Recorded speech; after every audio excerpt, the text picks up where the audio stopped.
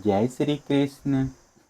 चल परी कमल नयन भगवान श्री कृष्ण मत वाले गजराज के समान बड़ी मस्ती से चल रहे थे।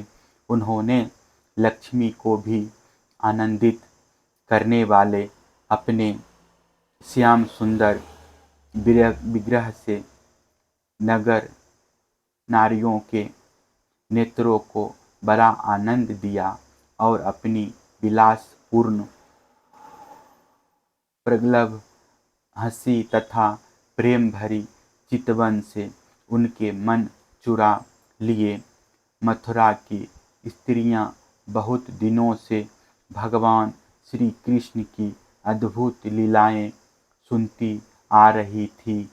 उनके चित्त चिरकाल से श्री कृष्ण के लिए चंचल व्याकुल हो रहे थे। आज उन्होंने उन्हें देखा। भगवान श्री कृष्ण ने भी अपनी प्रेम भरी चितवन और मंद मुस्कान की सुधा से खींचकर उनका सम्मान किया। परीक्षित, उन स्त्रियों ने नेत्रों के द्वारा भगवान को अपने हृदय में ले जाकर उनके आनंदमय स्वरूप का आलिंगन किया।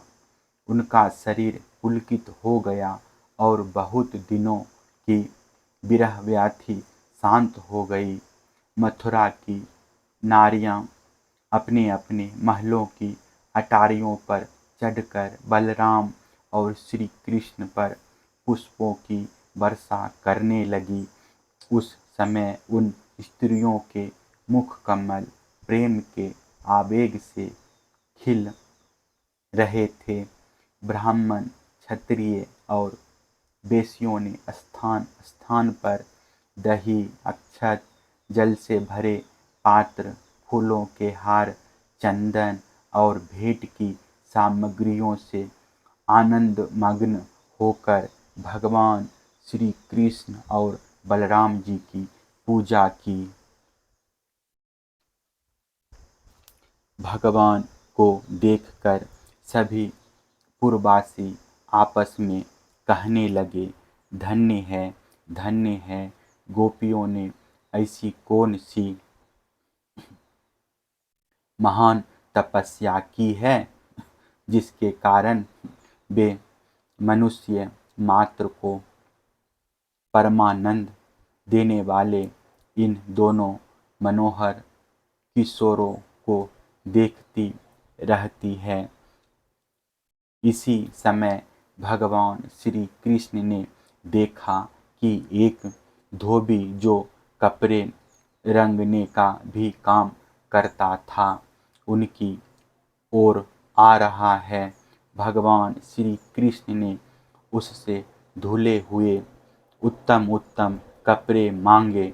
भगवान ने कहा, भाई, तुम हमें ऐसे वस्त्र दो जो हमारे शरीर में पूरे पूरे आ जाए। वास्तव में हम लोग उन वस्त्रों के अधिकारी हैं। इसमें संदेह नहीं कि यदि तुम हम लोगों को वस्त्र दोगे तो तुम्हारा परम कल्याण होगा। परीक्षित, भगवान सर्वत्र परिपूर्ण हैं, सब कुछ उन्हीं का है। फिर भी उन्होंने इस प्रकार मांगने की लीला की, परंतु वह मूर्ख राजा कंस का सेवक होने के कारण मतवाला हो रहा था।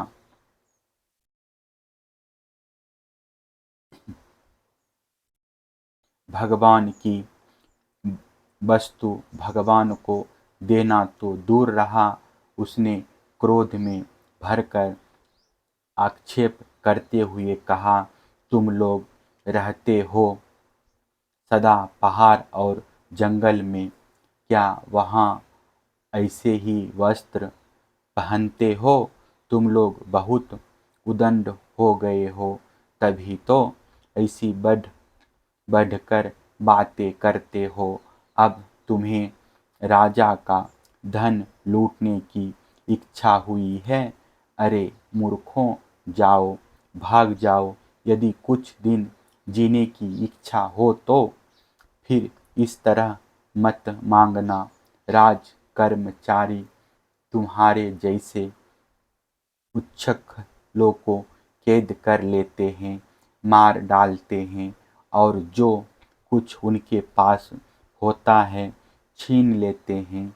जब वह धोबी इस प्रकार बहुत कुछ बहक बहक कर बातें करने लगा, तब भगवान श्री कृष्ण ने तनिक कुपित होकर उसे एक तमाचा जमाया और उसका सिर धड़ से नीचे जा गिरा।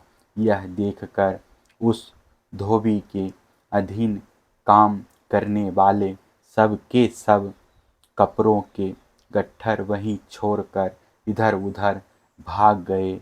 भगवान ने उन वस्त्रों को ले लिया। भगवान श्री कृष्ण और बलराम जी ने मन माने वस्त्र पहन लिए तथा बचे हुए वस्त्रों में से बहुत से अपने साथी ग्वाल वालों को भी दिए। बहुत से कपड़े तो वही जमीन पर ही छोड़कर चल दिए। भगवान श्री कृष्ण और बलराम जब कुछ आगे बढ़े तब उन्हें एक दर्जी मिला। भगवान का अनुपम सौंदर्य देखकर उसे बड़ी प्रसन्नता हुई। उसने उन रंग बिरंगे सुंदर वस्त्रों को उनके शरीर पर ऐसे ढक से सजा दिया कि वे सब ठीक ठीक फब गए। अनेक प्रकार के वस्त्रों से विभूषित होकर दोनों भाई और भी अधिक शोभायमान हुए। ऐसे जान पड़ते मानो उत्सव के समय श्वेत और श्याम गजशावक भली भांति सजा दिए गए हो। भगवान श्री कृष्ण उस दर्जी पर बहुत प्रसन्न हुए। उन्होंने उसे इस लोक में भरपूर धन संपत्ति, बल ऐश्वर्य, अपनी संपत्ति और दूर तक देखने सुनने आदि की इंद्रिय संबंधी शक्तियाँ दी और मृत्यु के बाद के लिए अपना सारूप्य मोक्ष भी दे दिया। जय हो, जय हो।